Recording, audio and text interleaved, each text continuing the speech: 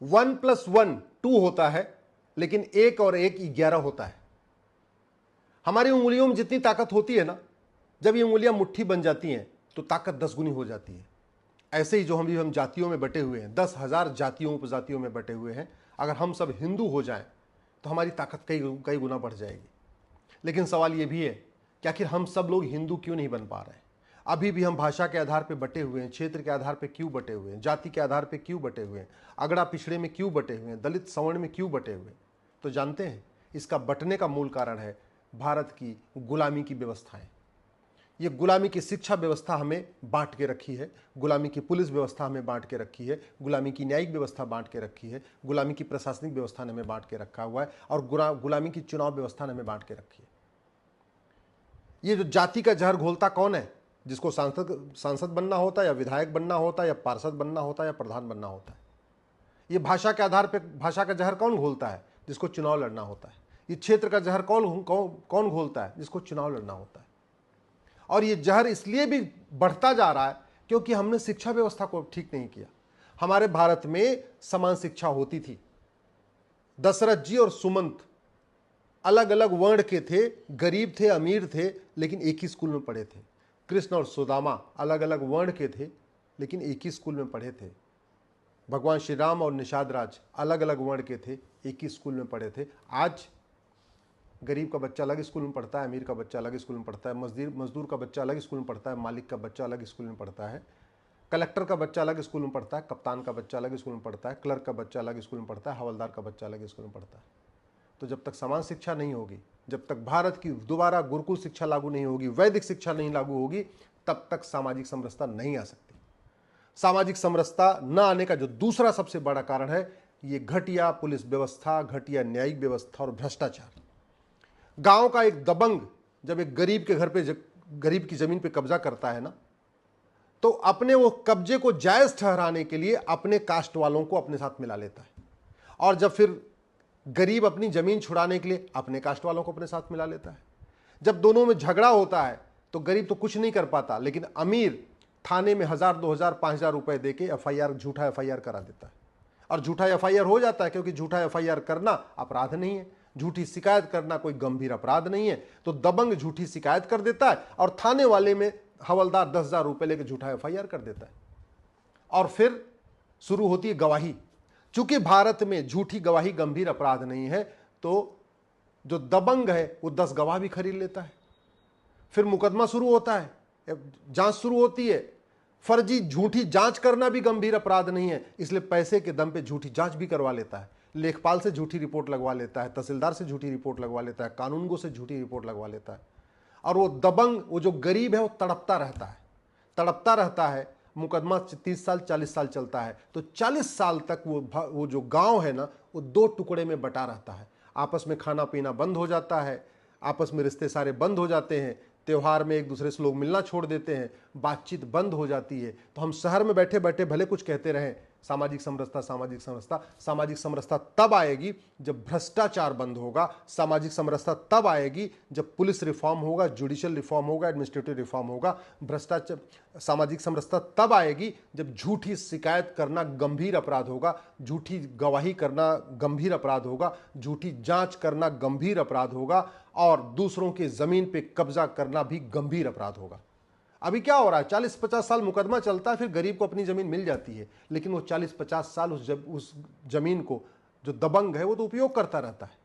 कोई सजा नहीं हो जाती है। 40-50 साल के लड़ने के बाद बेचारा वो गरीब उसको अपनी जगह तो मिल जाती है, कई बार वो भी नहीं मिलती, क्योंकि वो गरीब मुश्किल से डिस्ट्रिक्ट कोर्ट तक तो लड़ सकता है, या बहुत कोशिश करेगा हाई कोर्ट तक लड़ेगा, सुप्रीम कोर्ट तक उसके लिए लड़ना मुश्किल है, और दबंग उसको सुप्रीम कोर्ट तक लाता है। और दबंग के लिए लड़ना बहुत आसान है, बड़े बड़े वकील कर लेगा, महंगे महंगे वकील कर लेगा, कोई फर्क नहीं पड़ेगा। गरीब के लिए तो वकील करने के लिए 1 बीघे जमीन पे पहले दबंग ने कब्जा किया हुआ था, बाकी मुकदमा लड़ने के लिए उसको 1 बीघे और अपनी बेचना पड़ता है। इसलिए सामाजिक समरसता तब तक नहीं आएगी जब तक भारत की न्यायिक व्यवस्था अच्छी नहीं होगी, भारत की पुलिस व्यवस्था अच्छी नहीं होगी, भारत की प्रशासनिक व्यवस्था अच्छी नहीं होगी, और भ्रष्टाचार को देशद्रोह घोषित नहीं किया जाएगा। भ्रष्टाचार तब रुकेगा जब 100 रुपए से बड़ी नोट बंद होगी, 1,000 रुपए से महंगे सामान का कैश लेन देन बंद होगा, और भारत में भ्रष्टाचारियों की 100% संपत्ति जब्त करने, नागरिकता खत्म करने, आजीवन कारावास, फांसी देने के लिए कानून बनेगा। जब तक भ्रष्टाचार खत्म नहीं होगा, सामाजिक समरसता नहीं आएगी। कोई कुछ भी कहता रहे, कोई कुछ भी कहे, एक बनो, बटोगे तो कटोगे, जो कुछ कहना कहता रहे, सामाजिक समरसता आ ही नहीं सकती।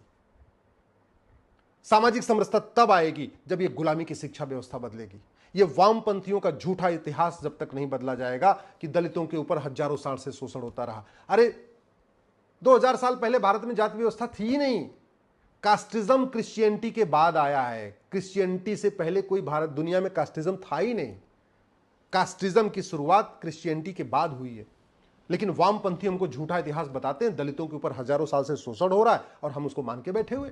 कहां से शोषण हो रहा है? अरे पहले भारत में 4 वर्ण होते थे और चारों वर्ण चेंजेबल होते थे। ब्राह्मण परिवार का बच्चा कर्म के आधार पर क्षत्रिय कहलाता था, क्षत्रिय परिवार का बच्चा कर्म के आधार पर वैश्य कहलाता था, वैश्य परिवार का बच्चा कर्म के आधार पर दलित कहलाता था, दलित परिवार का बच्चा कर्म के आधार पर ब्राह्मण कहलाता था। उदाहरण के देख लीजिए आप, रानी सत्यवती कौन थी? भीम की पत्नी हिडंबा कौन थी? भगवान कृष्ण की जो पत्नी थी वो किस उससे आई थी, किस वर्ण की थी?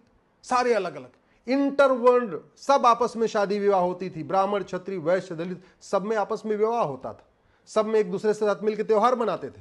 सब एक दूसरे के यहां आना जाना था। छुआछूत का नामो निशान नहीं था। छुआछूत की शुरुआत मुगलों के बाद शुरू हुई है। छुआछूत की शुरुआत अंग्रेजों ने और उसको मजबूत किया है। हमारे देश में थी नहीं। हमारे देश में तो आप उठा के देख लीजिए, हमारे जितने ऋषि महर्षि हैं उसमें आधे से ज्यादा तो ब्राह्मण है ही नहीं। आधे से ज्यादा, चाहे व्यास जी को उठा लीजिए, चाहे वाल्मीकि जी को उठा लीजिए, ऐसे हजारों एग्जाम्पल मैं आपको दे सकता हूं जो ब्राह्मण परिवार में थे ही नहीं।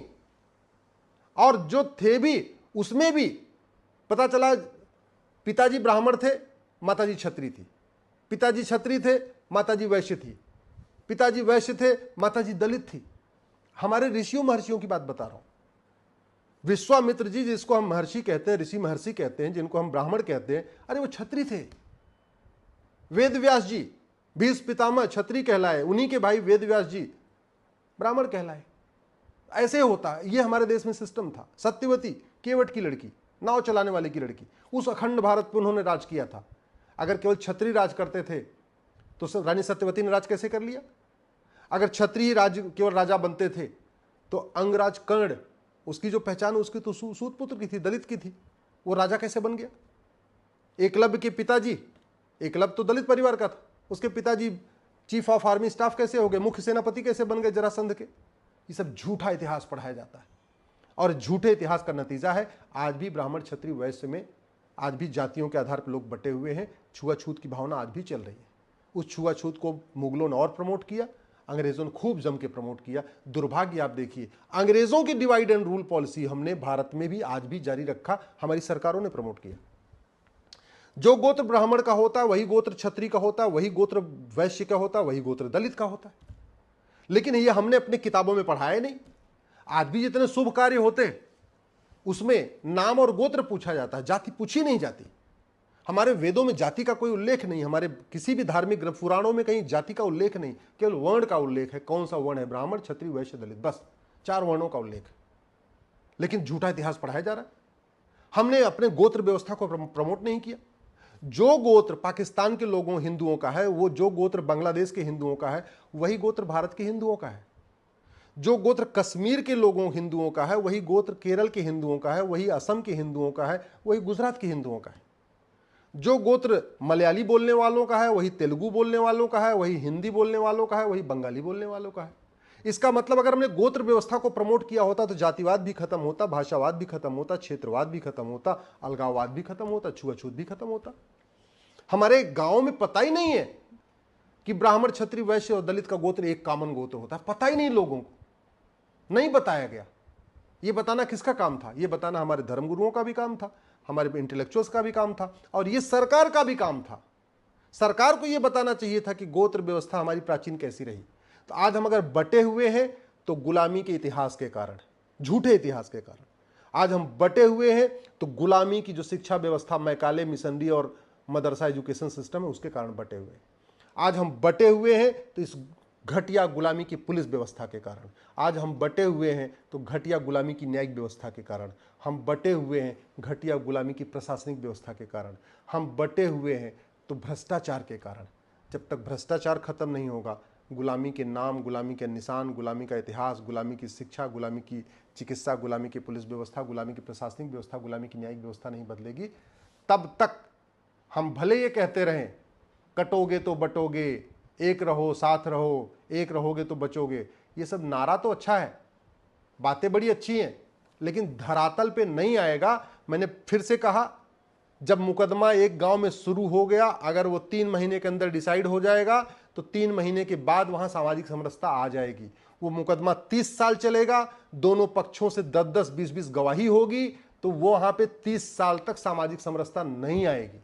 सामाजिक समरसता लाना है तो भ्रष्टाचार को बंद करिए। थाना जो भ्रष्टाचार का अड्डा बना हुआ है, जो तहसील भ्रष्टाचार का अड्डा बना हुआ है, कचहरी में जो न्याय बिक रहा है, इसलिए सामाजिक समरसता टूट रही है। जब तक ये लेखपाल, पटवारी, कानूनगोद, हवलदार, थानेदार, पेशकार पैसा ले लेके, दबंगों से पैसा ले लेके गरीबों पर अत्याचार करते रहेंगे, तब तक सामाजिक समरसता नहीं आएगी, तब तक समाज एक नहीं होगा। एक बनाना है तो आपको भ्रष्टाचार को जड़ से खत्म करना पड़ेगा और गुलामी की हर व्यवस्था को बदलना पड़ेगा।